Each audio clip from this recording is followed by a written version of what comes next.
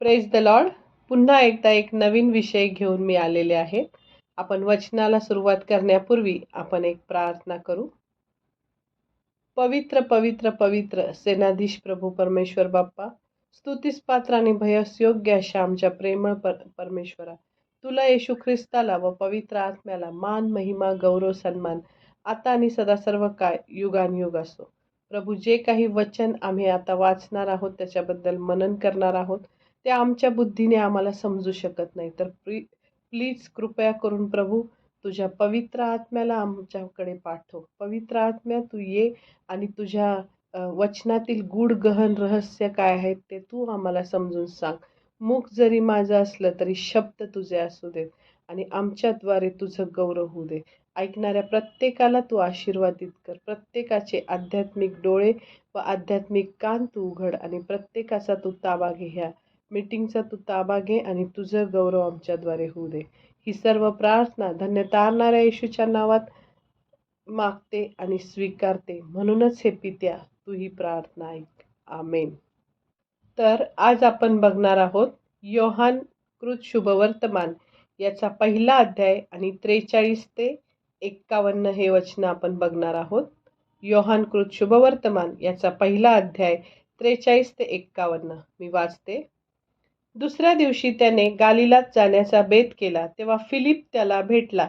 येशूने त्याला म्हटले, माझ्या मागून ये. फिलिप हा तर आंद्रिया व पेत्र ह्यांचे नगर बेतसैदा इथला होता. फिलिपाला नतनेल भेटल्यावर तो त्याला म्हणाला, ज्याच्याविषयी मोशेने नियमशास्त्रात लिहिले व संदेश त्यांनी लिहिले, तो म्हणजे योसेफाचा मुलगा येशू नासरेतकर आम्हाला सापडला आहे. नतनेल त्याला म्हणाला, नासरेतातून काहीतरी उत्तम निघू शकते काय? फिलिप त्याला म्हणाला, येऊन पहा. नतनेलाला आपणाकडे येताना पाहून येशू त्याच्याविषयी म्हणाला, पहा, हा खराखुरा इस्रायली आहे, ह्याच्या ठाईत कपट नाही. नतनेल त्याला म्हणाला, आपणाला माझी ओळख कोठली? येशूने त्याला उत्तर दिले, फिलिपाने तुला बोलावण्यापूर्वी तू अंजिराच्या झाडाखाली होतास, तेव्हाच मी तुला पाहिले. नतनेल त्याला म्हणाला, गुरुजी, आपण देवाचे पुत्र आहात, आपण इस्रायलाचे राजे आहात. येशू त्याला म्हणाला, मी तुला अंजिराच्या झाडाखाली पाहिले असे तुला सांगितले, म्हणून तू विश्वास धरतोस काय? ह्याच्यापेक्षा मोठ्या गोष्टी पाहशील. आणखी तो त्याला म्हणाला, मी तुम्हाला खचित खचित सांगतो, आकाश उघडलेले आणि देवदूतांना चढताना व मनुष्याच्या पुत्रावर उतरताना तुम्ही पाहाल. देवा वाचलेली वचनं आशीर्वादित करो. आमेन. तर इथं आत्ता आपण ह्या शास्त्रपाठात बघितलं तेच मी व्यवस्थित तुम्हाला समजून सांगते की येशूचं घर उत्तरेकडील गालिल प्रांतातील नासरेत येथे होतं. म्हणजे ते गालिल प्रांतातील उत्तरेकडे नासरेतमध्ये येशूचं घर होतं आणि तो बाप्तिस्मा घेण्यासाठी गालिल प्रांतातून इस्रायलाच्या दक्षिण भागात आला. म्हणजे उत्तरेकडून कुठं आला? येशू दक्षिण भागात आला आणि तो परत आता गालिलात जाणार होता. मग त्यावेळेस तो जात असताना त्याला फिलिप भेटला आणि फिलिप हा एक साधा मनुष्य होता ज्यावेळेस येशूला तो भेटला. आणि पुढं आपण बघतो की योहान कृत शुभवर्तमानामध्ये बऱ्याच ठिकाणी योहानाने त्याचा उल्लेख पुढे अनेक ठिकाणी केलेला आहे. पण आत्ता तर तो इथं कुठेच मोठा प्रभावी शिष्य आहे असं समजत नाही. पण आपण जर बघितलं योहाना प्रेषितांच्या कृत्यामध्ये आपण बघू. प्रेषितांचं कृत्य 8वा अध्याय आणि 4थ्या वचनापासून मी वाचते. म्हणजे त्याच्या आधीच वचनामध्ये स्तेफनाचा मृत्यू झाला होता आणि मग त्या स्तेफनाला दगडमार करून तिथं काय केलेलं होतं? मारून टाकलं होतं. आणि त्याच्या पुढचं हे आहे ते मी वाचते. तेव्हा ज्यांची पांगापांग झाली होती ते वचनाची सुवार्ता सांगत चहूकडे फिरले आणि फिलिपाने शोम्रोन शहरी जाऊन तेथील लोकांपुढे ख्रिस्ताची घोषणा केली. तेव्हा फिलिपाचे भाषण ऐकून व तो करीत असलेली चिन्हे पाहून लोक समुदायांनी त्याने सांगितलेल्या गोष्टीकडे एक चित्ताने लक्ष दिले. कारण ज्यांना अशुद्ध आत्मे लागले होते त्यांच्यातील पुष्कळातून ते मोठ्याने ओरडून निघून गेले.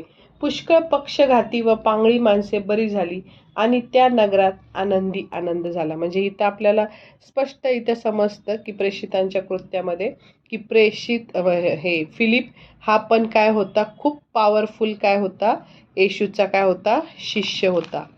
नंतर अजून एक ह्याच्यात आपण बघतो आणि नंतर आपल्याला हे पण माहिती आहे की फिलिप आणि हबशी शंड बद्दल पवित्र शास्त्रात लिहिलेलं आहे की एक दिवशी असं होतं, ते पण मी शॉर्टमध्ये सांगते की एक दिवशी असं होतं की प्रभूचा दूत म्हणजे पवित्र आत्म्याद्वारे फिलिपाला म्हटला, उठ, जी वाट यरुशलेमेपासून गज्जाकडे जाते त्या वाटेने दक्षिणेकडे जा आणि ती ओसाड आहे.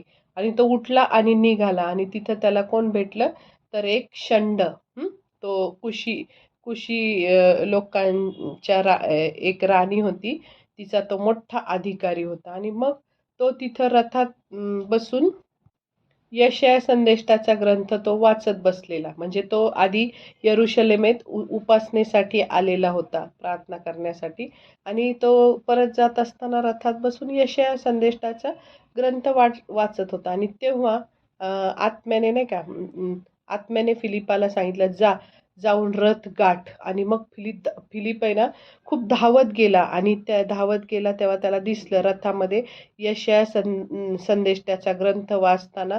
आणि त्याला म्हणजे त्याने ऐकलं पण, तो षंड काय करत आहे, मोठ्याने तो यशया संदेष्टाचा ग्रंथ वाचत आहे. आणि मग त्यांनी त्याला गाठला आणि तो म्हटला, आपण वाचताय ते आपल्याला समजलं का, म्हणजे यशयाचं जे तुम्ही वाचताय ते तुम्हाला समजलं का. मग तो म्हणतो नाही. तो म्हणतो, कुणी मार्ग दाखवल्याशिवाय मला कसं समजणार. मग त्या फिलिपानी काय केलं, त्याला सांगितलं की ये माझ्याजवळ बस, मी तुला सांगतो.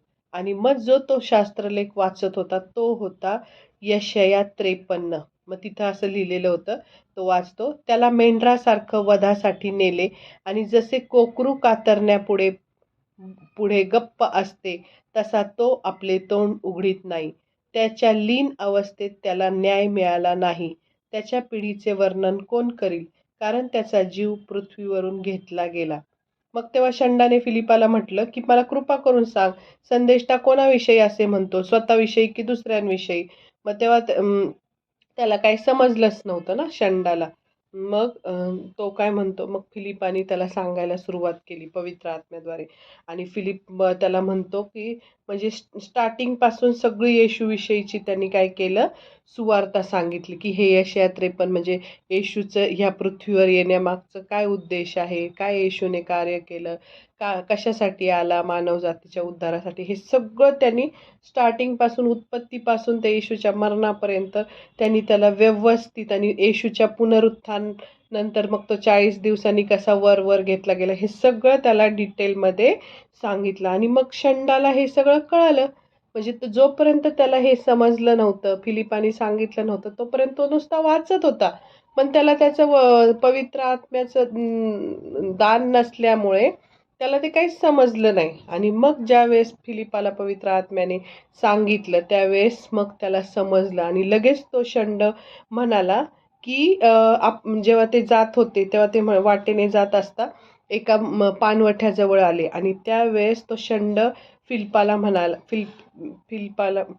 म्हणाला की हे पाणी आहे इथं आणि मला बाप्तिस्मा घेण्यास हे पाणी चालेल का, काय हरकत आहे मी बाप्तिस्मा घेतल्यावर. मग त्यांनी लगेच रथ उभा करायला सांगितला आणि फिलिप आणि षंड असे दोघं पण पाण्यात उतरले आणि फिलिपाने त्या षंडाला बाप्तिस्मा दिला. आणि जेव्हा ते मग पाण्यातून वर आले, तोच प्रभूचा आत्मा फिलिपाला काय केला, घेऊन गेला. म्हणजे ते पाण्यातून बाहेर आल्यावर फिलिप त्या षंडाला दिसलाच नाही, गायब एकदम म्हणजे. आणि फिलिप मग आपोआप त्या दुसऱ्या गावात लोकांना दिसला आणि षंड पण आनंदाने काय केला, आपल्या वाटेने तो हर्ष करीत गेला, असं इथं लिहिलेलं आहे. म्हणजे फिलिपाची पण सेवा किती मोठी आहे आपण बघितली. आणि तो येशूच्या 12 शिष्यांपैकीच एक होता. म्हणजे येशूने त्याला बोलवलं ना फिलिपाला, आणि लगेच त्याच्या हाकेला ओ देऊन लगेच येशूच्या मागे, येशूच्या आव्हानाला प्रतिसाद देऊन तो फिलिप त्या येशूच्या मागे गेला आणि पुढे पवित्र आत्म्याच्या सामर्थ्याने तो फिलिप एक मोठा प्रेषित झाला, येशूच्या 12 शिष्यांपैकी एक झाला आणि हे आपल्याला इथं कळतं. नंतर असं होतं, आपण मागच्याच अध्यायात बघितलं की आंद्रिया पहिलं म्हणजे योहानाचा शिष्य होता. मग आंद्रिया ला जेव्हा नाही का योहान म्हणतो की हा पहा देवाचा पुत्र, देवाचा कोकरा, असं जेव्हा बघतो तेव्हा तो योहानाला सोडून येशूच्या मागे जातो आणि मग त्याच्या घरी तिथं राहतात ते 2 शिष्य. मग त्यातला एक असतो आंद्रिया आणि मग आंद्रिया घरी जातो आणि तो त्याच्या भावाला पेत्राला सांगतो की मसीहा मला भेटलाय आणि मग तो पेत्राला घेऊन येशूकडे येतो. आणि मग मागच्या बायबल स्टडीमध्ये मी सांगितलं की तो कशा प्रकारे पेत्र येशूकडे येतो आणि मग येशू त्याला म्हणतो तुला खडक म्हणतील, हे आपण बघितलं. म्हणजे आपल्याला हे कळतं की फिलिप, पेत्र आणि आंद्रिया हे तिघं म्हणजे हे तिघं पण गालिल प्रांतातील बेतसेदा या एकाच गावचे होते. आणि पेत्र आणि आंद्रिया हे तर काय होते, दोघे सख्खे भाऊ होते आणि त्यांचं एक घर पेत्र आणि आंद्रिया यांचं एक घर कफरनहूम येथे पण होतं. म्हणजे एक बेतसेदा येथे पण एक होतं आणि दुसरं घर कफरनहूमात होतं. मार्क 21 आणि 29 मध्ये तिथं आपल्याला हा रेफरन्स कळतो. मग बेतसेदा आणि कफरनहूम या दोन्ही ठिकाणी येशूने अनेक अद्भुत कृत्य केली होती, पण तरीही त्या गावातील फार थोड्या लोकांनी त्याच्यावर विश्वास ठेवला. आपण जर बघितलं की शोमरोनी स्त्रीने जी विहिरीवर येशूला भेटली, तर ती काय केली, ज्यावेळेस येशूने तिच्याबद्दल सांगितलं नाही का, मी तुला उपळत्या पाण्याचे झरे, ते आपण त्यांचं संभाषण आपल्याला माहिती आहे. ती म्हटली रोज रोज मला पाणी आणावं लागू नये म्हणून मी काय करू, नाही का. मग येशू तिला सगळं सांगतो. मग ती गावात जाऊन सगळ्यांना सांगती की मला खरा मसीहा भेटलेला आहे आणि अख्ख्या गावाने येशूवर विश्वास ठेवतो, हे आपण वाचतो. पण इथं जे स्वतःचं येशूचं गाव होतं, बेतसेदा, नासरेत, तिथं फार थोड्या लोकांनी काय केलं, त्याच्यावर विश्वास ठेवला. मग फिलिप हा जो होता त्याला नतनेल भेटला आणि मग तो पण 12 शिष्यांपैकी एकच झालेला आहे, फिलिप हे नतनेल. आणि मग तो त्याचं एक दुसरं म्हणजे नाव आहे बर्थलमय. म्हणजे बर्थलमय आणि नतनेल हे दोन्ही एकच मनुष्य आहे. म्हणजे त्याचे 2 नाव आहेत, म्हणजे एक बर्थलमय किंवा नतनेल. म्हणजे आपण येशूच्या 12 शिष्यांची जी नावं वाचतो त्यात तिथं बर्थलमय हे लिहिलेलं वाचतो आपण. मग ते बर्थलमय म्हणजेच नतनेल. तर हे दोन्ही एकच आहे असं पवित्र शास्त्राच्या अनेक विद्वानांचं काय आहे, मत आहे. मग हे मार्क 3:18 मध्ये पण लिहिलेलं आहे, नतनेल हे बर्थलमयचं दुसरं नाव होतं असं ते म्हणतात. आणि मग फिलिपाने नतनेला सांगितलं होतं की येशू हे योहानाने ज्याच्या विषयी सॉरी फिलिपाने नतनेलाला सांगितलं की मोशेने नियमशास्त्रामध्ये ज्याच्याविषयी लिहिलं तोच हा येशू नासरेतकर आहे. जुन्या करारातील संदेश त्यांनी ज्याच्याविषयी भाकितं केली, यशायाने जे भाकित केलं तोच हा येशू मसीहा आहे आणि तो आम्हाला काय झालेला आहे, सापडलेला आहे. मग फिलिपने येशूला योसेफाचा पुत्र म्हटलेला आहे. म्हणजे येशू योसेफाचा पुत्र होता, म्हणजे येशूचा तो स्वाभाविक वडील म्हणजे पिता होता, हे आपल्याला माहित आहे. पण त्याच्या म्हणण्याचा असा अर्थ नाही की योसेफ हा येशूचा कायदेशीर पिता होता. म्हणजे आपल्याला माहिती आहे की योसेफ हा त्याचा खराखुरा पिता होता का, नाही. त्याचा येशूचा खरा पिता कोण आहे, पवित्र आत्मा. आणि आपल्याला माहिती आहे की तो स्वर्गातून डायरेक्ट कुमारी मरियेच्या पोटी गेलेला आहे ना, तो पवित्र आत्म्याद्वारे येशू. मग त्यामुळे तो कायदेशीर म्हणजे कायदेशीररित्या योसेफाचा पुत्र होता असं ते आपल्याला सांगितले. मग नासरेत हे एक अतिसामान्य गाव होतं. म्हणजे जसं काय ते बदनाम पण होतं. काही काही देवाचे सेवक असं सांगतात की तिथं अनेक नाही का असे वेश्या कार्य चालायचे, म्हणून तिथं त्या गावाला अतिशय तुच्छ असं समजलं जायचं. मग त्यांना असं वाटत होतं की म्हणजे तो त्याला विचारतो ना की अशा नासरेतासारख्या अतिसामान्य गावातून मसीहा येईल, हे नतनेलाला मुळीच पटलं नाही. म्हणजे प्रत्येकाला असं वाटत होतं की मसीहा एका मोठ्या सुंदर अशा चांगल्या गावातून किंवा चांगल्या नगरातून येईल आणि मग तो आपल्यावर राज्य चालवल असं त्यांना वाटत होतं. पण अशा अतिसामान्य साध्या गावातून मसीहा येईल हे त्या नतनेलाला मुळीच पटत नव्हतं. आणि त्या त्या गावाची कसलीच ख्याती नव्हती, म्हणजे प्रसिद्धी नव्हती. कशाविषयी ते फेमस नव्हतं, तर उलट बदनामच ते गाव होतं. मग ते गालिल प्रांतातले एक एकदम छोटंसं गाव होतं. आणि आज पण नासरेतच्या लोकांची एकच आठवण उरली, ती म्हणजे त्यांनी काय केलं होतं, येशूला कड्यावरून लोटून ठार मारण्याचा प्रयत्न केला होता. लूक 4:28-29 मध्ये आपण बघतो. मग येशू आणि नतनेल ह्या दोघांची पूर्वी कधीच भेट झालेली नव्हती. तरीही येशूला आपल्या दैवी ज्ञानाने नतनेला संबंधित सर्व काही अगोदरच माहीत होतं. म्हणजे येशूला प्रत्येक आपण कुठलीही कृती करण्याच्या आधी आपण आधी कुठं होतो, आपल्या मनात काय विचार चालू आहे, ही प्रत्येक गोष्ट येशूला माहीत असते की नाही. आणि तो अंतःकरण पारखणारा देव आहे. आणि मग हे सगळं नतनेला संबंधित त्याला त्याच्या म्हणजे अंतर्यामी त्याच्या विचारांमुळे त्याला सगळं माहीत होतं. तर मग तो सगळं माहीत होतं. आणि बहुतेक यहुदी पुढाऱ्यांप्रमाणे नतनेल ढोंगी नाही, तर तो भक्तिमान आहे आणि आस्था धरणारा असा यहुदी होता, हेही येशू जाणून होता. म्हणजे येशूने त्याचं अंतःकरण पारखलेलं होतं ना. आणि मग येशूला असं कळलं की नतनेल ढोंगी नाहीये. इतर यहुदी लोक त्यांनी बघितले की नुसतं ढोंग करतात वरवर देव भक्तिमान असल्याचं, पण ते आतून भक्तिमान नसतात.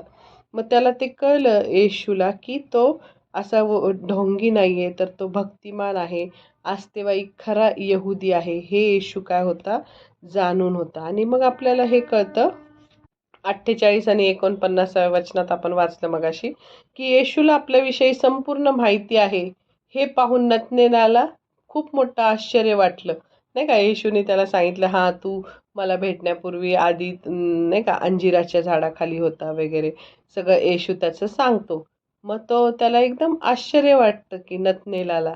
मग येशू म्हणतो ना, फिलिपाने हाक मारून तुला बोलवण्यापूर्वी आपण अंजिराच्या झाडाखाली बसलेलो होतो, हेही येशूला समजलं. असं पाहून तो आणखीनच चकित झाला. आणि मग त्या नतनेलाने काय केला, विश्वास ठेवला आणि काय म्हटला, ख्रिस्त खरोखरच तुम्ही देवाचे पुत्र आहात, असं त्यांनी काय केली, कबुली दिली. आणि त्याने तर येशूला इस्रायलाचा राजा असंही म्हटलं. आणि म्हणजे त्याचा असा होता समज, कारण मसीहा या जगातील राजासारखाच असणार असं त्याला वाटत होतं. म्हणजे जगातले जसे राजे राज्य करतात प्रजेवर, तसा तो राजा असणार असं त्याला वाटत होतं. पण मसीहा तसा आहे का खरे पाहता? जगातील कोणत्याही राजापेक्षा सर्वात श्रेष्ठ राजा कोण असेल, तर तो येशू आहे. कारण ते जगातले राजे जगिक मनुष्य आहेत, पण हा संपूर्ण देव, हा देव पृथ्वीवर आलाय, नाही का, मनुष्याचं रूप घेऊन. हा वेगळा राजा आहे. आणि मग त्याचा म्हणजे खरोखर तर इस्रायलचा खरं तर तो आध्यात्मिक राजा आहे आणि तो राजांचा राजा आहे. असं आपल्याला माहिती आहे की आपण राजे आहोत आणि आपला राजा येशू आहे, म्हणजे राजांचा राजा आणि प्रभूंचा प्रभू. तर तो इस्रायलचा खरा आध्यात्मिक राजा आहे आणि त्याच्या राज्याला अंत नसणार. आपण वाचतो यशया 9:6-7 मध्ये आपण ते वचन वाचू. कारण आम्हासाठी बाळ जन्मला आहे, आम्हास पुत्र दिला आहे, त्याच्या खांद्यावर सत्ता राहील. त्याला अद्भुत मंत्री, समर्थ देव, सनातन पिता, शांतीचा अधिपती म्हणतील. त्याच्या सत्तावृद्धीला व शांतीला अंत असणार नाही. तो दाविदाच्या सिंहासनासमोर बसून त्याचे साम्राज्य चालविल आणि तेथून पुढे ते सर्व काळ न्यायाने व धर्माने दृढ व स्थिर करील. आमेन. तर आपल्याला कळतं की येशूचं जे राज्य आहे आध्यात्मिक, त्याच्या राज्याला काय नाहीये, अंत असणार नाही, असं इथं आपल्याला कळालं. मग येशूने नतनेलाला सांगितलं की नतनेलाने येशूवर विश्वास ठेवला ना. मग तेव्हा येशूने नतनेलाला सांगितलं की तू याहून मोठ्या गोष्टी पाहशील. आकाश उघडलेलं आणि देवदूतांना चढताना व मनुष्याच्या पुत्रावर उतरताना नतनेल पाहणार होता, असं म्हणजे येशू त्याला सांगतो. म्हणजे मग ह्याचा अर्थ काय बरं? तर ह्याचा अर्थ असा की आता इथून पुढे स्वर्ग आणि पृथ्वी यांच्यामध्ये कायमचा संपर्क राहणार होता. म्हणजे जोपर्यंत येशू आलेला नव्हता तोपर्यंत जसं काय मनुष्यासाठी स्वर्गाचा दरवाजा बंद होता. पण आता येशू इथं स्वर्गातून खाली पृथ्वीवर आल्यामुळे आता मनुष्य म्हणजे स्वर्ग आणि पृथ्वी यांच्यामध्ये कायमचा संपर्क राहणार होता. लोकांना देवपित्याकडे जाण्याचा मार्ग दाखवण्यासाठी येशू स्वर्गातून खाली उतरून आला होता. आणि आता स्वर्गाचं महाद्वार काय झालेलं आहे? उघडलेलं आहे. आणि स्वतः येशू स्वर्ग आणि पृथ्वी यांच्यातला मार्ग होता. मग त्यासाठी आपण वचन वाचू. रेफरन्स योहान 14:6. योहान 14:6. येशूने त्याला म्हटले, मार्ग, सत्य व जीवन मीच आहे. माझ्याद्वारे आल्या वाचून पित्याकडे कोणी येत नाही. बघा काय आपण ऐकलं. येशू काय म्हणतोय की माझ्याद्वारे आल्या वाचून पित्याकडे कोणी येत नाही. आणि मार्ग, सत्य आणि जीवन मीच आहे असं येशू इथं म्हणतोय. मग इथं आपल्याला लक्षात येतं की येशू स्वतःला इथं मनुष्याचा पुत्र हे म्हणवतोय. आणि हे आपण लक्षात घ्यायचं की येशू हा देवाचा पुत्र आणि मनुष्याचा पुत्र दोन्ही एकाच वेळेस होता. तो पूर्ण मानव आणि पूर्ण देव होता. हे आपल्याला माहिती आहे. तर तो मानव पुत्र आहे. त्याला प्रभुत्व, वैभव, राज्य ही दिलेली आहेत. त्याचं प्रभुत्व अक्षय आणि आढळ आहे. आणि त्याचं राज्य अविनाशी सनातन आहे हे आपल्याला माहीत आहे. मग पहिल्या अध्यायामध्ये हा जो आता आपण अख्खा पूर्ण योहानाचा पहिला अध्याय बघितला. आता ह्या पहिल्या अध्यायातले हे शेवटचे वचन राहिलेले आहेत 2-3 ते आपण बघत आहोत. तर हा संपूर्ण अध्याय जर जेव्हा आपण त्याची बायबल स्टडी केली तर त्या अध्यायामध्ये आपल्याला असं कळतं की ह्या पहिल्या अध्यायामध्ये प्रेषित योहानाने येशूचा उल्लेख अनेक नावांनी केलेला आहे. सगळ्यात पहिलं म्हणजे त्या पहिल्या वचनात आपण पहिल्या 2-3 वचनात बघितलं तर येशूचा उल्लेख त्याने शब्द असा केला. शब्द म्हणजे काय? वचन. शब्द हे वचन 1 मध्ये आपण बघतो. मग दुसरा एक उल्लेख केलाय येशूचा मनुष्याचा प्रकाश. नंतर मग तिसरा एक उल्लेख केला येशूच्या नावाचा खरा प्रकाश. चौथा एक उल्लेख केलाय एकुलता एक पुत्र. पुढं 5वा येशू ख्रिस्त, प्रभू, देवाचा कोकरा, मसीहा, देवाचा पुत्र. म्हणजे इथं आपण बघतो की इतरांनी येशूला या नावांनी काय केलं? संबोधलं. पण येशूने स्वतःला फक्त मनुष्याचा पुत्र एवढंच म्हटलं आहे. येशू पृथ्वीवर आला, स्त्रीपासून जन्मलेला मनुष्याचा पुत्र झाला आणि म्हणून त्याला स्वर्गाचं दार उघडून लोकांना सार्वकालिक जीवनाचा मार्ग दाखवता आला. म्हणजे ख्रिस्त येशूची सुवार्ता, शुभवर्तमान हे असं आहे. आपण बघितलं ना आता हे पहिल्या अध्यायात व्यवस्थित आपल्याला कळालं. तर देव मनुष्याच्या रूपाने येशू असा पृथ्वीवर आला. म्हणजे ज्या वेळेस तो वर होता तेव्हा तो म्हणजे ख्रिस्त असेल आणि तो जेव्हा मनुष्याच्या रूपाने खाली आला तेव्हा त्याचं नाव देवच स्वतः मनुष्याचं रूप घेऊन जेव्हा पृथ्वीवर आला तेव्हा त्याला येशू हे नाव दिलेलं आहे. मग ते देव मनुष्याच्या रूपाने येशू असा पृथ्वीवर आला आणि आमच्या ऐवजी आमच्या जागी त्याने स्वतःचं बलिदान करून आमच्या पापांची शिक्षा स्वतःवर घेतली आणि जे लोक त्याच्यावर विश्वास ठेवतात त्याच्यावर विश्वास ठेवणाऱ्या सर्वांना तो सार्वकालिक जीवन देण्याचं अभिवचन त्याने काय केलेलं आहे? दिलेलं आहे. अशा प्रकारे आपण हा योहानाचा पहिला अध्याय, योहान कृप शुभवर्तमान याचा पहिला अध्याय याच्याबद्दलची बायबल स्टडी बघितली. सर्वांना मला विश्वास आहे की सर्वांना सोप्या पद्धतीने सांगितल्यामुळे कळाली असेल.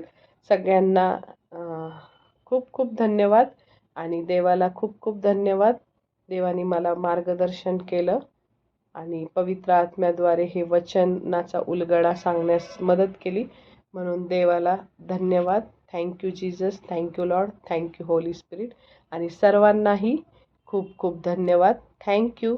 God bless you. आमेन.